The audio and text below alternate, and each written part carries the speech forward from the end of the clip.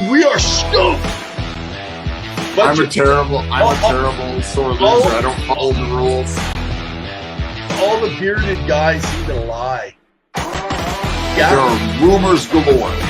I am so up and down in my emotions right now. Retain salary. Okay. Where there is smoke, there is always fire, etc., etc., etc. You don't do it. Been there, done that. And we'll get into it later. They know crap about hockey. Come on. Well, I laugh it off. I have no issue. Here's the thing, though. I have nothing to do. I'm okay with this deal. There was no other option. So now you have nothing. You already blew it. Win now, win now. It paid off. I will eat my pants.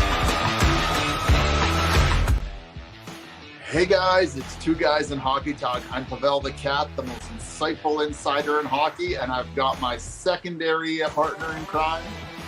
Rev and Ev coming at you with absolutely nothing but a bunch of bogus information today. Hey, I can be to what I talk about.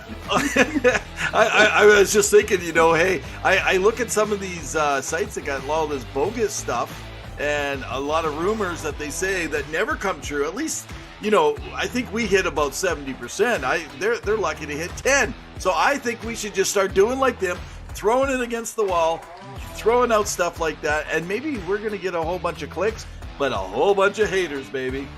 See what sticks at the wall. Yeah, it definitely would be interesting because some of those sites are like, this just in, Mark Stone stepped out of a restaurant. It means he's going to New York or something like that. I don't know. They have silly rigging. But grab a bevy, Evan, because we're on season 3, episode 30. We're hanging out today. We've got a lot of hockey content happening. We're close to the playoffs. I think we're like 10 days away. I did want to shout out because I'm a big basketball guy. I've been watching a lot of basketball and the playoffs are in, but there's a lot happening around that area. So if you're a basketball fan and you love some information and insight, check out ASAP Network. They've got a lot of great insight into basketball. They've got some great hosts there, as well as all other array of sports. If you're into MLB, football, etc. Wrestling. You come here for the hockey news, for the juicy gossip, and to hear about my cats and how I know nothing about hockey from Evan. Well, today you know everything about hockey because you're going to lead a lot of our conversation here today. I haven't put as much thought and effort and as much research into today, and I don't have a lot of random facts, but I like to start us off with something. You were talking about something sticking to the wall. It could have been a hockey puck. Those cow pies originally that were the first hockey puck. Great stat that in a sense of information. But I got a new one that I kind of want to just quickly mention to everybody. So I found this one actually interesting. We talk about all the goals, and it's been amazing how many goals have been scored this year. Considering from the dead puck era, and they've been trying to make changes. So just a couple days ago was the second time in NHL history that more than 100 goals were scored in the NHL in a single day. And that was back to 1993. So that's a pretty cool stat, I thought. What do you guys think? Do you think that are you happy with how many goals are getting scored? I don't know. What about you, Pavel? I'm loving it. I mean, the whole point of hockey is to put the puck in the net, and that is the whole game, and keeping it out of your net, of course, but you want to outscore the opponents. And it may not be the 80s as you remember when you were, only a day-year-old. But, but scoring has gone up, and it's exciting to see. You see all these players getting to 100-point benchmarks: Austin Matthews, Connor McDavid, Leon Draisaitl. And now coming up, I believe Johnny Gaudreau, Johnny Hockey, Matthew Tkachuk is close to being up there. Alexander Barkov from the Florida Panthers. All these players are they're highlighting, and they're getting all these assists. And I love goals. Now, I feel bad for goaltenders and the defense because some of them clearly can't keep the puck out of the net, but hey, okay, you just hit something. I want to jump on this right now. Let's call this my early rant. Can I do a rant? Okay. Okay, rant away.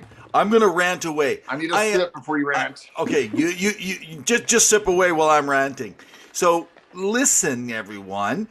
How many people, maybe it was you, I don't know, how many of you complained and said that the Canadian division's player stats were inflated due to playing in a Canadian-only division? I want to point something out. 8 of the top 13 scorers are on Canadian teams. 8 of the top 13. And this has been a wild year. Was it an anomaly because they were playing against Canadian teams? I think not. It wasn't like you guys think. Like, come on. And you need to come out now and you need to admit you were wrong. You were wrong, baby. We caught you. But of course, we know you won't because you don't have the guts to stand up and to face us and to say you were wrong, just like my buddy Pavel does every day. He says, I was wrong. I'm sure they're screaming at the screen right now, telling you that they're not wrong. And they're the one that's wrong. But I agree. I think one of the things that was really implemented and how even early in the season when some Canadian teams were struggling is how, well, the Canadian division was weak. You're looking at the top 3 teams right now, Edmonton, Calgary, and Toronto. And you can equate Edmonton out of this because Toronto and essentially Calgary, they're pretty much like getting up there. Both 100-plus point seasons. They've got everyone contributing. They're favorites to moving on, even to the second or third round for Toronto. But Calgary, they're predicting that they can make it to the final and whip Colorado. I mean, it'll be an exciting playoff. So I agree with you. I think some of the people were a little biased towards Canadians, and we're not so sorry, eh? Well, and let's just remember, it wasn't saying that Canadian players, it said Canadian teams and the Canadian division teams, right? So, well, what do you got on the agenda here? We're moving over to the East a little bit because there's been some news, some reporting now. We know that the playoffs pretty much are set up in the East, but behind the scenes, there's been some rumblings of things happening. First off, with the Philadelphia Flyers, maybe JB Basco can comment on this and let us know a little bit more insight, but I guess there's 2 long-term staff there who are suing the organization due to fumes that they were exposed to from the Zamboni vehicle. You know, Toronto fans, you know all well about Zamboni vehicles and drivers. And apparently they've developed a rare blood clot, which apparently, you know, it's hard to get otherwise. So they're suing the organization for not properly ventilating the area that they were in. And I mean, I think it's very difficult. I'm sure they'll solve it internally. But the problem is that if you don't have proper equipment, you know, some of those fumes, they're going to get to you.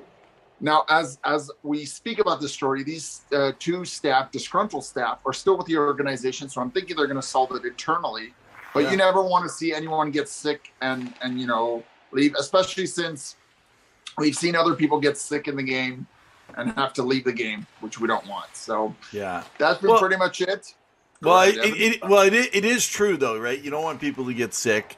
I know that you felt very sick and tired of me sometimes.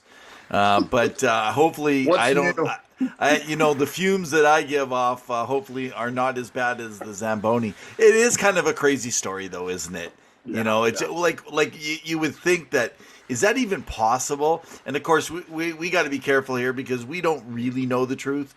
Sometimes the truth lies in the middle there somewhere. And when they go for their lawsuits and stuff, I'm going to say, I am more skeptical usually when I see lawsuits. I'm saying, okay, prove you're right. Not just because you made a claim, but actually, can you prove you're right? So when the day in court comes, I think that's when I'm gonna. But in the meantime, I'm always just worried people are just trying to make extra money. That's just my opinion. Now I'm going to talk a little bit about a rant that I have, but a story that we wanted to kind of focus on this time. So we posted this story on our Facebook page. So remember to check out, like, subscribe, comment, follow us, not only on our Facebook page, but our YouTube, our Twitter handle, hockey_2, unless you want to just follow Evan's rants. He's got them daily, tons and tons. I've only got pictures of my cats, so really there's no rants there. They're just a bunch of chaotic, beautiful cats. That's it, chasing each other. Pavel's a punk. Pavel's a punk. Okay, what do you got? But there's the story that's emerged with Dryden McKay, who was a Hobey Baker winner in the last year. He's a goaltender, excuse me. And he has been recently suspended and put on probation for 6 months, which he willingly accepted, for finding some drugs, in his body. Now, I'm going to get this correctly so that I don't butcher this. They found in a urine sample on January 23rd of this year, he tested positive for ostarine. I apologize if there's any pharmacists or doctors. You guys can fill us in about this information. But it's a muscle growth hormone that isn't approved by the FDA. And so it's banned by the Olympic and Paralympic moving testing. It's banned by the Olympic National Anti-Doping Policy and Ice Hockey Federation doping regulations. Now, as a champ and as a leader and as a young man, he didn't know what was in that, but he is now being banned for 6 months for something he didn't even know was in his body. And my rant is, where is the leeway for someone who is a Hobie Baker winner and some flexibility? A similar situation had happened with Nate Schmitz when he was still part of the Vegas Golden Knights. There was a different drug. Yeah. But again, he got banned for 2 games or suspended for 2 games for using an illegal substance, which apparently, again, growth hormones. But if you're given the wrong thing, who is at fault here? Is it the user or is it the person administering this? Yeah. Now, this guy is surrounded by elite technicians, elite medical staff and professionals. Wouldn't they know what would be in his system, right? And so my rant is, why suspend a guy in his mid-career who's having great numbers, as I posted on the thread? Yeah. He's having great numbers, and potentially he's a UFA. He's 24, so he may join the NHL or AHL, who knows, and work his way up, and punish this kid for something that he had very little control of. And the fact that he's willingly taking this probation on through his lawyer and representative and agent, I applaud that. But I'm a little disheartened that they threw the hammer on this guy the way they did, given everything in his history. There's nothing prior knowing for him using any kind of other substance. And it was such a tiny amount, right? That it's really hard to detect unless, of course, like I said, they were doing a urine sample. So that, to me, as you would say, Evan, is cow dung. That really is the issue here. Right? It's a bunch of dung, if you think about it. For this guy, why do we have these podcasts anyway? We seem to agree too much lately. So we're going to come up with some stuff we don't agree on soon, I'm sure, guys. But yeah, no. So here's a thought to me. If you really want to punish this guy, if you take 6 months, that takes a career. But how about take away something that he just earned? The Hobie Baker. Yeah. Like if you really feel, because let's face it, taking away the Hobie Baker is taking away an award of recognition, just like when baseball players were jacked with steroids, or you take away records, you take away those things. But when you take away his career at this vital time, because let's face it, at 20, I think he's 26, right? 24. Okay, so he's 24. Yeah, he's right in the prime. These 6 months could mean literally at least at the minimum, say an American Hockey League minimum career, right?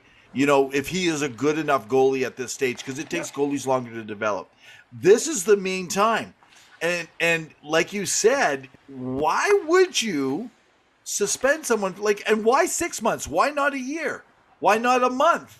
Why 6? It almost takes you right out of the key period of time for it. I think it's ridiculous. I think that they need to come up with something. However, I think there needs to be some accountability, though, for the people that are giving him his supply. Who needs to be facing the penalty here is the people who are providing, or the doctors that aren't paying attention, and not the athlete. Unless the athlete took it without knowledge, right? Maybe you could speak to the fact that playing goaltender before, albeit not his best, your numbers are atrocious. Hey, I had some good numbers. I'm teasing.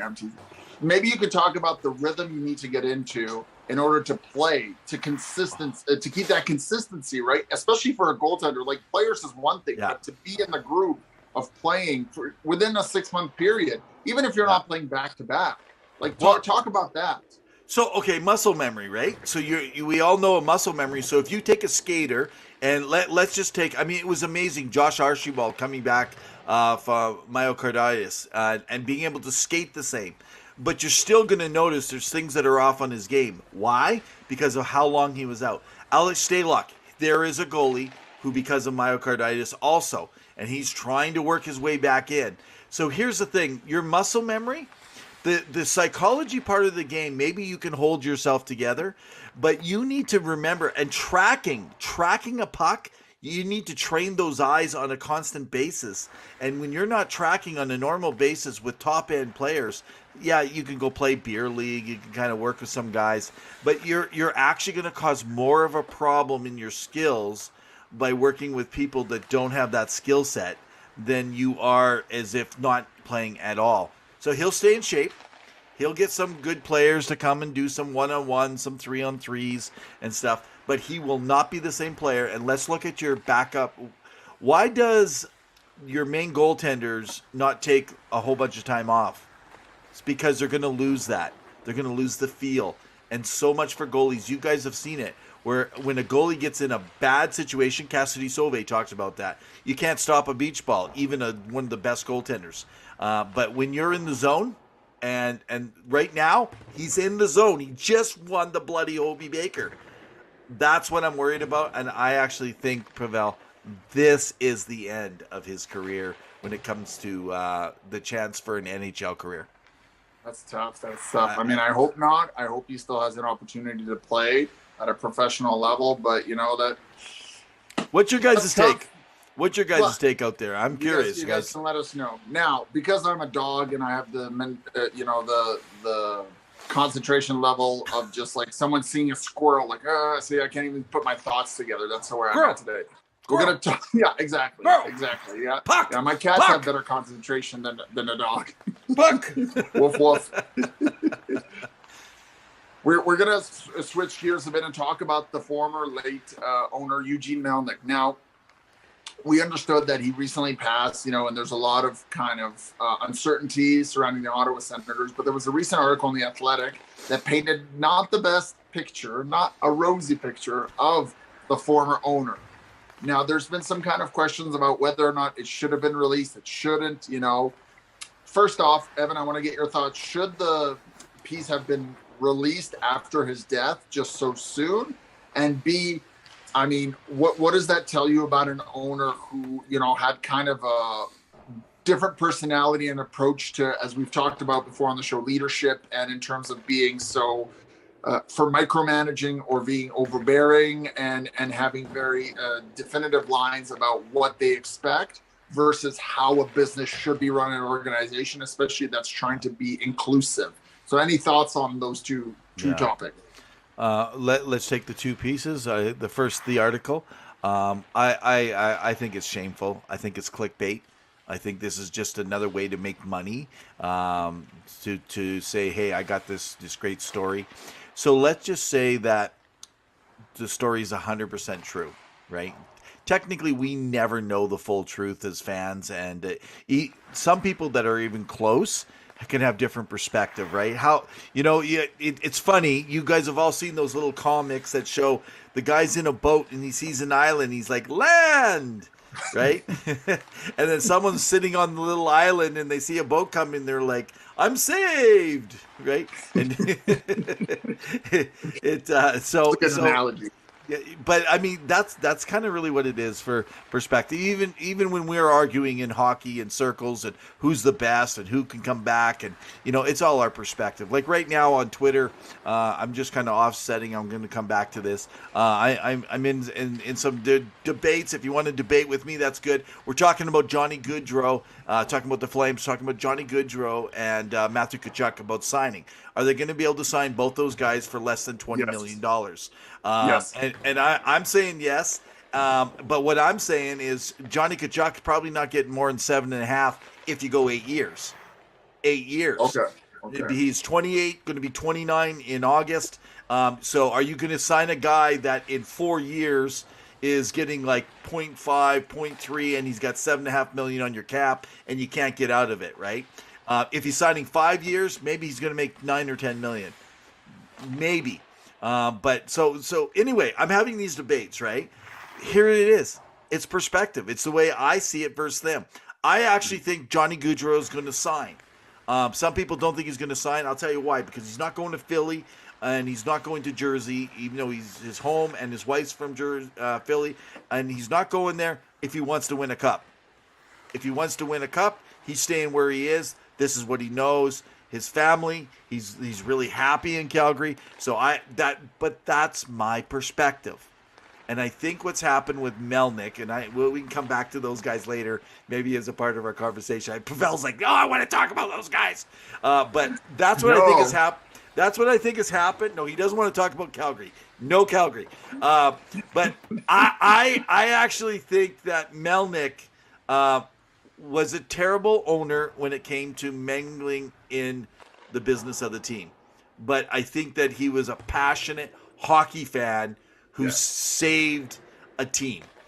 Yes. Right. I agree. Now, I like that your short-term suspension span is the same as mine, where we went from talking about Melnyk all the way to contracts for Gaudreau and Matthew Tkachuk. So I love that transition because you propped it up the Calgary Flames fan base here tonight, but then you soured on the Ottawa Senators. So to bring it back, Ottawa Senators, we love it. And the article is going to come out whether or not. Now, people talk about litigation and stuff and worried about being sued by Eugene Melnyk.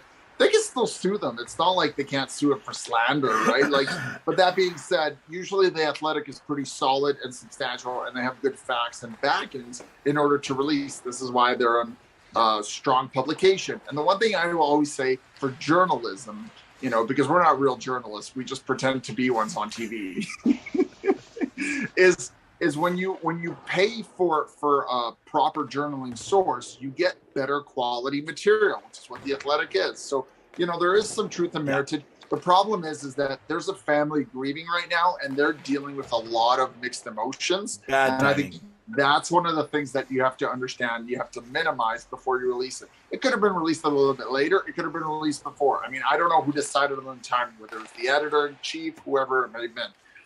That being said, I knew that Melnyk was always a difficult and challenging owner, but what owner isn't? We just don't hear about it as often because it's not a Canadian, or because they're not all in Canada.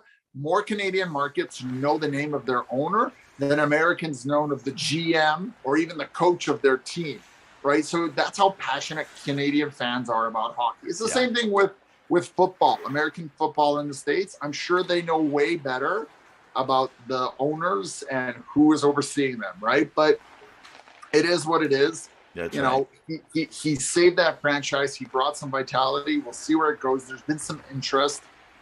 I think the problem is that sometimes we forget that some of these guys who are in power and higher positions have been around for a while, and maybe they have some different types of thinking, a bit more conservative, a bit more limited in terms of how they approach the game because of where they came from. That doesn't make them bad owners. They just, sometimes things are taken out of context, and we have to be mindful, as Evan said. Perspective is very key. Now, as we're done this, and we hope that things settle up in Ottawa, and we love the team that they got around there, and I think they could potentially compete for a playoff spot next year because they finally got some stability in net. Okay. Well, there you go. I'm trying to prop up the Ottawa fans here. We move over to Calgary, where I think Sean Monahan is gone.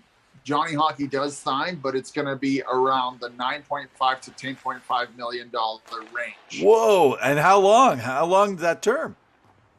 Well, they're going to try to go long-term as much as possible, of course, because he probably wants to stay there. And no player wants to leave when they're... $9 million for a 33-year-old player you're going to have that might be making 60 points by then? Well, but you don't go by then. You go by what's producing now, you know? We've talked about this before. Well, why did Darnell get what he got? Right? Come on, Evan. You know how the system works. Yeah, no, and but you're not dealing with a 28-year-old player, though, right? That's the difference here. True. However, and you're dealing with a defenseman. The caveat that I say is Matthew Tkachuk potentially could be going to St. Louis. Whoa. What's going on tonight here, Pavel? You're making some... Okay, Now you told me at the beginning of the show we want to be like those crazy sites, so I'm just throwing wild ideas out wow, there. Flame fans. Flame fans, what do you think? What do you think? Do you think they're going? Okay, so keep going on this Tkachuk thing, man. So he has one more year. He's an RFA, right? So he does have a qualifying offer. So he can take a 1-year deal with Calgary. See if $9 million for his qualifying offer, right? Yeah. So he could still stay with Calgary for one more season, but then he can go to St. Louis. St. Louis is a great success story. His dad played there. They're not going to let him walk for free. There's no way, man. Well, they can if they don't like. Yeah. So they're going to sign him for $9 million at 1 year. Yeah, no. I think that he's going to sign between. I think he's going to get between 9 and 10 on a full 8 year. I think he's going to get more than that because not on be an the 8 future year captain. If he stays with the Calgary Flames as their future captain, this is the future. Okay, question for you, and maybe the fans can let us know who is the future captain of the Calgary Flames. That's good. Because I don't think Tkachuk can be the way he plays the game. That would be a bad representation. Bad representation for Tkachuk to be the captain. Not good. I see some angry Calgary Flames fans and their jersey bright red. That flame is growing higher. Man, see if Gaudreau stays, I see Gaudreau being the captain through it. I actually think they sign both, and I think they do it for under $20 million. They're going to max out as best as they can. I mean, Treleving has already said they're going to move heaven and earth to try and make Johnny a longtime Flame. That's all he knows. He wants to win. What is he supposed to say to you or to the fans? What does he say? No, we're going to get rid of him? No, but to actually go on and say we're going to go all, I mean, you're going to look bad if you don't have a good negotiation, even if you lost him, because if rumor gets out that you're talking like that, and then Johnny's agent says, yeah, they didn't even try, that's going to look bad for other players. So I actually think that it does mean something. You're right. Sometimes when they say they're not moving someone, they do, but they're not letting them walk. It's not, you're going to have to replace them. There's nothing out there to replace them. Yeah. So he's a UFA, but I think no, they're going to sign him. They're going to give him a full 8 years. I think he's going to take a full 8 years. I think he's going to get a full 8 years, but it's going to keep the number down on the front by getting the full guaranteed contract. So you take so let's just take say $8 million over 8 years, right? Whereas say you go $10 million and you do it over 5, right? You get more money, guaranteed money. So and not to mention you can stay on a team that's going to have a couple years, 2-3 more years at least of continuing to build. And as the cap goes up, you're sitting at somewhere nice. But I don't know, man. I think what did Hurdle just sign for? In Thomas Hurdle in what's it called? In San Jose.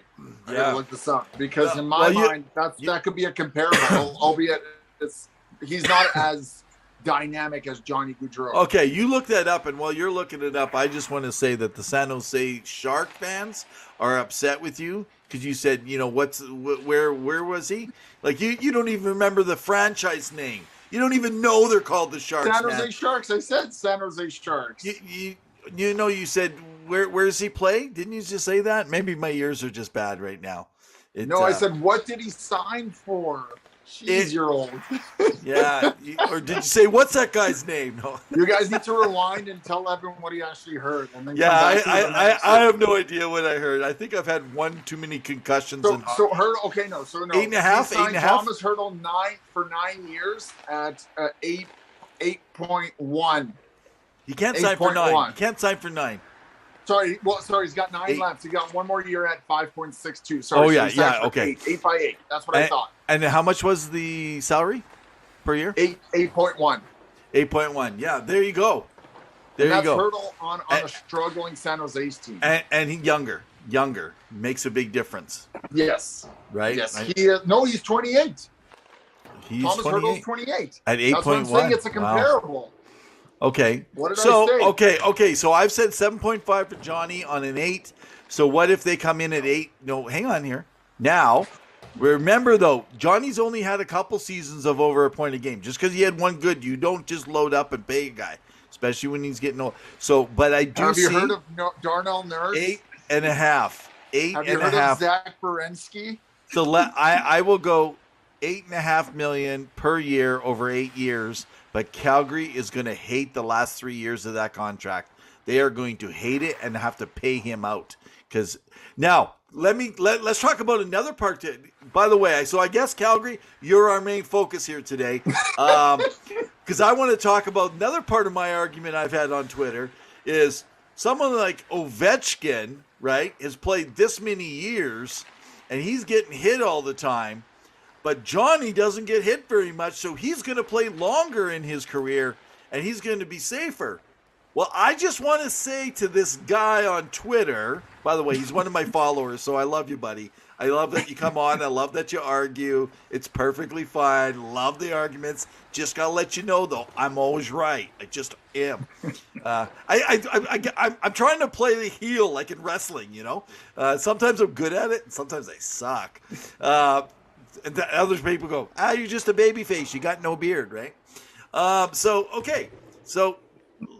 Gaudreau, will he last longer? I want to hear from some of you guys, even right now on our Facebook Live or over on our YouTube here, if you're following us, or somewhere on ASAP, wherever you are right now. I'd just like you to put something in the comments. Do you think Johnny Gaudreau, being a smaller guy, he doesn't take as much physical hits and checks, and he's not as hard into the boards, do you think he's going to have a longer career because of his size and not playing there? Or do you think he takes more of a beating on that small body, and guys like Ovi don't have as good a long of a career?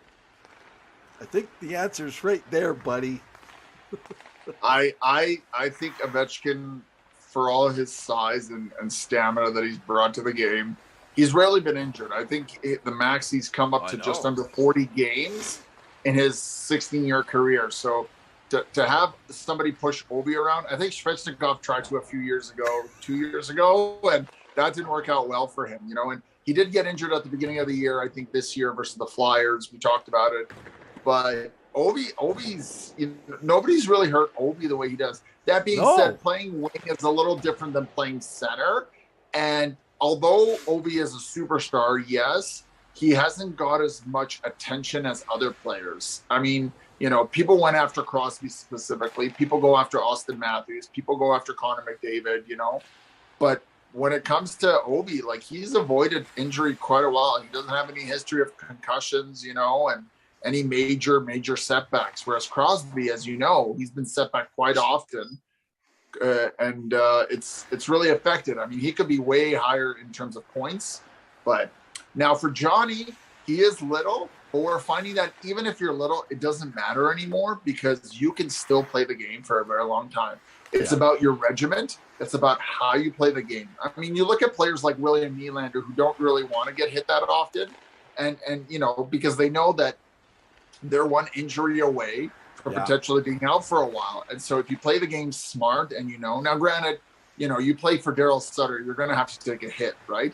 But you also have teammates that are going to stand up to you, right? So you're not going to have an Arizona-Anaheim situation with Troy Terry and Jay Beagle where people are beating the cow dung out of each other. So maybe that's the thing. You need to have some big bodies on the ice in order to not be pushed around. And that's a question for the old age.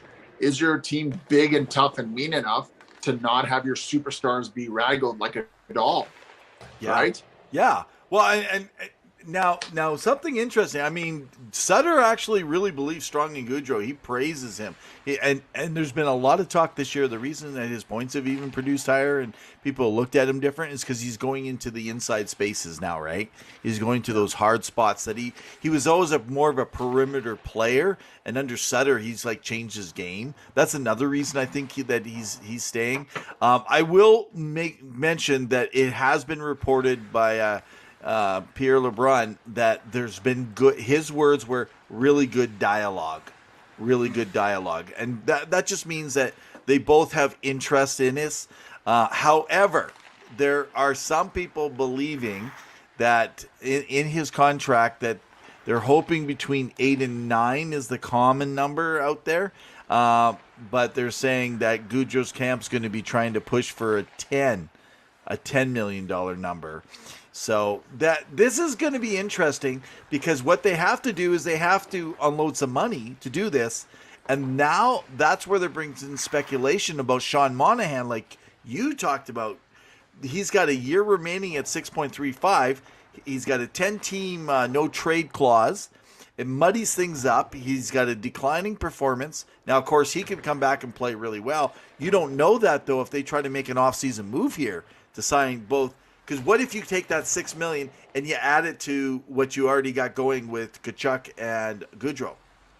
Yeah. So that's going to free up some space, right? I mean, I know they still have Chillington and Mangiapane to kind of sign in there. They got a great deal this last year in Mangiapane. But I think to trade Monahan, maybe he'll come out and look really well. They're going to have to give something away to get someone to take him on. Probably a team that has some cap room. Hello, Arizona. Arizona, Seattle, Montreal, Ottawa. You got some teams there. Now the one thing Arizona, they need to bring in the fans.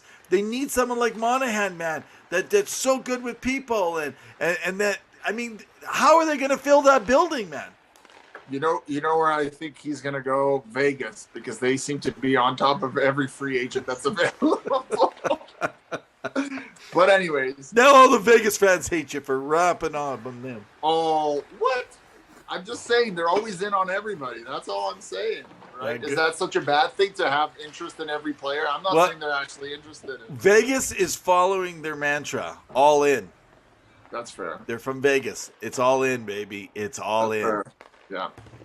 Blue chips. Now, the one thing that you did mention about the contract discussions, the one thing that I've enjoyed about Calgary this season is even though there's been rumblings about it, it hasn't been at the forefront of what Calgary is doing.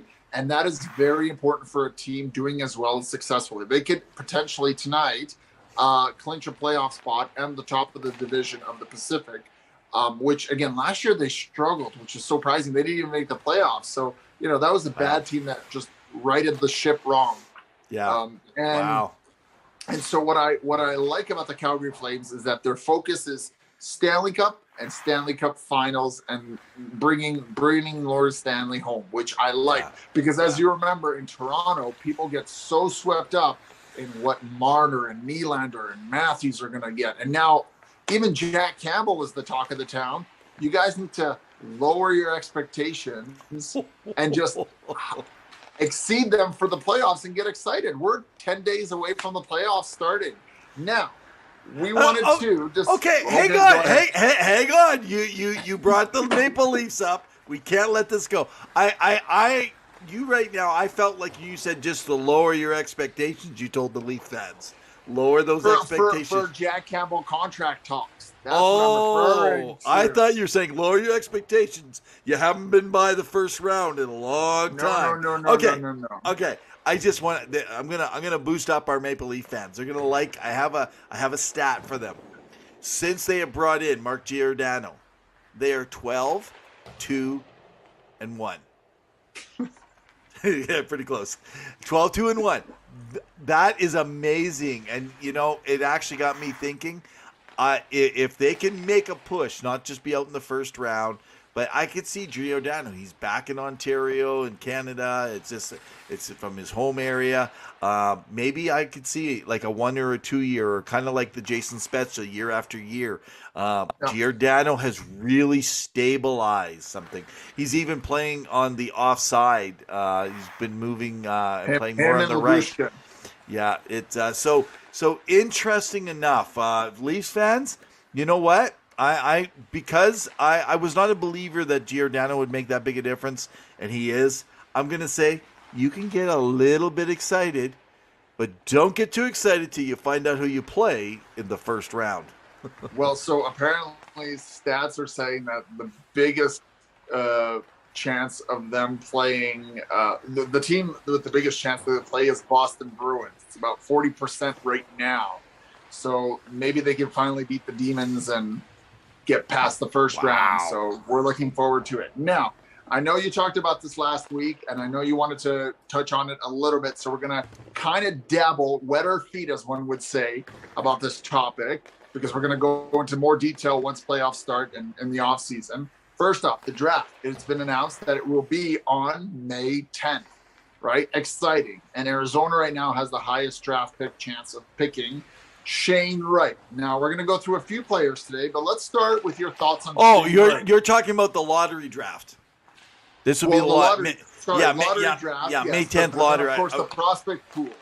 Yeah. I don't know what I'm talking about. I know nothing about hockey. No, you got it right. So May 10th is a Tuesday. That's going to be the day that the lottery comes in so that we can know who's going to be drafting first, second, and third overall and so forth. Yes. Yes, you betcha. It's exciting. So, and then June is the time, and it still hasn't been decided if it's going to be live in Montreal or not. Right. So right now, the consensus is amongst most of the analytics and amongst insiders is that Shane Wright will go number one. What are your thoughts on the player, who plays center, plays in the OHL, got exceptional status to play in the OHL? His dynamic, he's lost a little bit of time due to COVID and some other stuff that's not really common for most other players. So he's lost close to a year of development. He's a World Juniors winner, under 18, U18 gold winner. What are your thoughts? Do you think he's a clear number one? And will he make any franchise, whether it's the Arizona Coyotes, whether it's the Montreal Canadiens, whether it's the Seattle Kraken, Philadelphia Flyers? Who else am I thinking of here? Ottawa Senators, maybe. Buffalo Sabres even. Yeah. Wow. Yeah. So today, I heard Jason Greger talking on our local radio station out of the Edmonton region, talking and just saying there's no clear one favorite. I don't know what Jason is smoking. I know they were talking about Cheech and Chong up in smoke today. It is 420. Maybe this is that perspective, that little island, and he's like, he sees it totally different. Love the guy, but I don't agree with him. Don't agree with him at all. I actually think Shane Wright is the clear-cut favorite. Bob McKenzie has said that based on the teams, he's the clear-cut favorite. If what Jason Greger is saying, this is not a generational talent, then I can agree with him. So I like how Elite Prospects puts it, and Cam Robinson, if you're out there, I've sent you some tweets, and I'm asking you to come on our show. You work for Elite Prospects, and you do a lot of work. We'd love to have you if you're catching anything live. If anyone knows him personally, put it out there. But man, that guy is just a wealth of knowledge. But what they've done on Elite Prospects, if you guys go there, eliteprospects.com, great information to grab stuff. Occasionally, there's a few mistakes here and there, but you can find out all the latest transactions, everything. Oh my God, Evan, that's perfect, but there's a few mistakes. Cam, don't listen to Evan. I think it's perfect. There's no need for any changes. So, Cam, if you're listening, not coming on the show. Cam, if you're listening, I'm smoking some of that weed that Jason Greger was talking about today. Anyway, but on there, they rate a player, and so what I've noticed is a player like Jack Eichel was rated with a franchise player, as opposed to someone like Crosby, generational player. And so I think what we're seeing with Shane Wright is a franchise player, a difference maker. He's your number one line player. He's going to be, you're going to be able to build around him, but he's not that generational. He's not that McDavid. He truly is more of a Jack Eichel type player. Jack is, if it wasn't for his injuries, he'd be so much further ahead, right? But Shane Wright also, like you said, missed that one part of that year, which was huge in the development. He did well. He went over to Europe, but didn't play enough games. This takes me to the goaltending thing you said. Squirrel! Let's go back over there again. That you were talking about what happens when you're not playing very much, right? And I think that happened to Shane Wright. It took him a little bit to get going in this season. He's literally taken right over. He has got back. But what I'm hearing from a lot of different people that are writing on him is that they're saying a lot that he's really been working on other parts of his game, not just offense. And we always look at offense, right? And Yes. And I think he's going to do well. But I'm going to go out and say it. He's going to end up on one of three teams. Of course, there's only so many teams you can end up on, so chances. But I think it will be Montreal, Arizona, or Buffalo. So I'm one of gonna those throw. teams. I'm gonna throw a wrench. I'm gonna throw a wild wrench. You're gonna see Vegas not make the playoffs and be in the top 10. Boom. Oh man, could you Watch the imagine? NHL throw them a bone. But yeah, no, so I agree with you. One thing that I will say about Shane Wright is I expect more of gradual development, kind of like Alex Yes. Lafreniere. You know, I know people put a lot of pressure on Alex Lafreniere, but he's still a good player. He just needs time to develop, and it doesn't happen overnight. Now, Capo Caco, that's a completely different discussion. I'm sure Jim, Yeah. who watches the show, can talk about him a little bit more. But I agree. I think he's the consensus number one. Now, number two, or you guys can let us know if you think he's going to go number one. Number two, we got Joakim Kemel, who's a left winger, right? He's been out for a bit because of a shoulder injury, but he's been playing with Liga, and he's their leading scorer in 18 games into the season. What are your thoughts on the left winger right there, Mr. Evan? Okay, so who are we talking about? Joakim Yeah, Kemel. from Liga. Yeah. Kemel. Yeah. And I'm gonna butcher all these names, So but I will say yeah. one thing. So why did you ask about him specifically? I'm just curious. I'm going through the list of my 10 potential prospects that I found. Okay. No, that it's I just think would be interesting best. where you haven't placed. I have Oh him no, actually. no! I'm not placing these in any chronological order. Okay. This is just So by the way, well, before we go much further, one thing that we're going to do is we were going to do the prospect thing. We pushed it back, and I was trying to get guys like Cam, on the show, and I couldn't get him on. Definitely, he's probably not watching because otherwise he'd said, man, I got to get on that show if he actually knew how great this show or he is, probably right? just heard you say I make too many mistakes, and so he's like, I don't want any more mistakes to happen. Yeah, Especially on two guys. or he's like, well, you're complaining about our website, man. You're complaining. There's enough cow dung on this show between the two of us that we're okay. So I was going to say, I think what we're going to do, I don't have my exact timing here. I'm going to release my Revs Top 15, and then we're going to talk prospects with people. I think that it'd be good for us to get that release, and then we can talk about why I put them in those places. So I will say, Joakim, I do have in my top 15. I'm not going to tell you where I placed them. One of the things that I'm a little worried about Joakim is just that 200-foot game. I think that he's really good. He digs in the corners. He's good on his edges. But the one thing with Joakim is he stops too much. You know how they talk about players that can turn tight and they can keep moving? When you stop and slow down on the defensive zone, you get caught flat-footed a lot of times. And I think that that's the one thing that's going to affect his standing and where he can go. His points, you know, where he is and who he's playing with is amazing. It's amazing. But it takes longer on development. I think we've seen that with a lot of players. Patrick Laine, you've seen that with Puyarvi. You've seen that with even dating back to the early days of Jari Kurri, Esa Tikkanen and stuff. Some of these guys, the Finns, it's just like, I don't know what it is, but I feel like the Finns are like wine. They're better with age. You know, That's fair. That's fair. And the longer that they're sitting, and I don't mean sitting doing nothing. I mean just kind of building and growing. They get better finish, literally, and that's not a pun. You know, with it. One great player to keep an eye out is Topi Niemela out in Toronto. He's already been drafted last year, but he's had a good thing, and he's one to watch again for that finish style and elegance that they bring to the game. So let me just bring up a player. Now, this is a player that was just signed. I was going to talk about this last week, but we didn't. Kobe, the Islanders.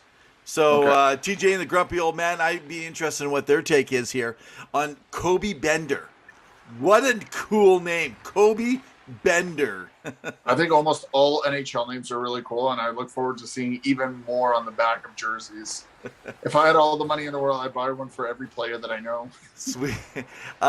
So the Islanders agreed to an amateur tryout with Bridgeport, so this will be interesting. But it's funny, his stats aren't showing it, but a lot of scouts are saying he's got the speed of McDavid, the vision of John Tavares and the hands of Evander Kane.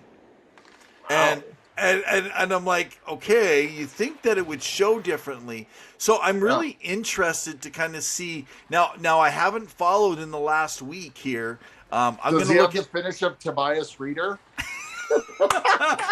the finish, right? So let me go look this up while you keep talking about some other stuff here. But Kobe Bender, pay attention to that name. Side note, I do want to mention, I know it was brought up that next year there's going to be some jerseys, including Pittsburgh and Washington, of including some logos from businesses and advertisers on them. Oh, I hadn't heard that. Yeah, it's being announced. And so some of the main sponsors of like the Pittsburgh Penguins organization and Washington Capitals, they're going to have it on the jersey. Now, people are worried because of the fact that, it's going to start looking like the European League or KHL, where it's just like a NASCAR vehicle. Yeah. There's like stamps and stickers all over, like those high school or junior high binders you had, where you just put whatever sticker you had all covered. Which, I understand, owners are always looking for ways to increasing revenue, especially with all the high costs that they have to undertake. And I believe it was Don Waddell out of Carolina who indicated that he didn't care if the whole jersey is covered up. But the fans love authenticity and that clear openness of any jersey. And I think we need to remember that we need to keep that there, especially for selling. And when you're playing on the ice, it makes a big difference of what you're looking at. But anyways, that was just the side story that I figured I'd talk about. And we got another player, but I'll let you finish your topic. Well, okay, yeah. So Kobe Bender hasn't started his career on his amateur tryout, so they're still working him in. He's not registered or playing a game yet for Bridgeport of the Islanders with it. So actually, we've hit our time. So why don't you throw one last thing at us here before we wrap up? Will do, but before we do that, I just want to ask TJ and the Grumpy Old Man about Atu Ratty, who was also just recently dropped down to their AHL affiliate, right? So, he was picked up. He was a younger prospect. He did okay this year. He didn't have as much ice time as they indicated on the previous episode. You guys should check out how Barry Trotz doesn't play his young players, but it'll be interesting to see. But the final one, Logan Cooley, the center. What are your thoughts on him? Oh, Logan Cooley, man. So, it's tough because I don't want to tell everybody exactly where I'm actually placing some of these guys. So you're going to save that, and you're going to everyone make sure to tune in next week when we talk more about it. Let's just say Logan Cooley comes out of the U.S. National U18 team, the U.S. Development Program. So if you remember just a couple of years ago, that's where Jack Hughes, Caulfield, a whole bunch of them came right out of. Let's just say they keep producing and they don't stop. And there's a lot of talk between those that know of Matthew Savoy in Winnipeg and Logan Cooley. Where are they situated? And let's just say that Cooley is being ranked and put as a potentially better prospect than actually Matthew Savoy. So interesting. I do want to make a bold prediction that the U.S. in the next 5 years is going to produce way better players than Team Canada or Canada in terms of what is in the NHL. But that's food for another thought for another time. It's been fun. Any last thoughts, Evan, before we wrap it up? Well, yeah, my thought was, guys, have you been watching this guy lately? My co-host has stepped it up. He knows more information than he's known through our first 2.5, almost 3 seasons. And so I'm proud of you, buddy. You're coming up with information, getting a greater knowledge and understanding. I'm glad that the encyclopedia has been helping. And you'd be surprised what you could do when you don't do your actual job and just do hockey. So as my wife has told me when hockey's on again. Hockey. Yeah. My wife's like, she goes, "Oh, you got another one? You guys are doing another podcast? What are you doing today?" And I go, "I'm working on. I got to do some research. But your hockey podcast isn't tonight." I'm like, "I know, but I got to do some research all week long." She's like, "Yeah, but I thought this was only supposed to be a one-time thing, like just on this Wednesdays, or something." Yeah. I'm just like, "No, honey." So I do have a fun story if I may quickly share. So I was with my in-laws over the Christmas holidays, and what's it called? And we're sitting, and there was an Oilers game happening that day. I believe it was against either the Devils or the Islanders. It was a back-to-back. And I know Edmonton lost the 1-6-5, and then in overtime versus the Devils, and then 2-1 against the Islanders. But we were supposed to do a family outing with my wife's family. And my father-in-law said, well, he has to do research, so he has to watch Oilers, which they're Vancouver fans. So I was blessed to be given permission to watch Oilers in a Vancouver household and to quote it as research. Well, hey, just we want to throw this out there for you Canuck fans, just on behalf of the in-laws, right? Let's just say Vancouver, we both got it back. Niels Hoglander, torn muscle, groin area, ouch. They don't know his time return. That pretty much nailed the coffin. I'm sorry, guys. I don't see much possibility now. But I am excited about the Canucks next year, and I don't even like the team. Well, guys, thank you for tuning in. Make sure to like, share, subscribe. Follow us on Facebook, YouTube, Twitter. Follow Evan at RevanEv on Twitter. He's got some great insight, and he'll argue with you until he's blue in the face. We love you. Check out ASAP Network. They've got a whole slew of hosts and a lot of great content for all sports, all needs. And Evan, take us away. On behalf of Two Guys in Hockey Talk, in the meantime and in between time, Keep your sticks on the ice. Stay safe. and your head up. Cheers.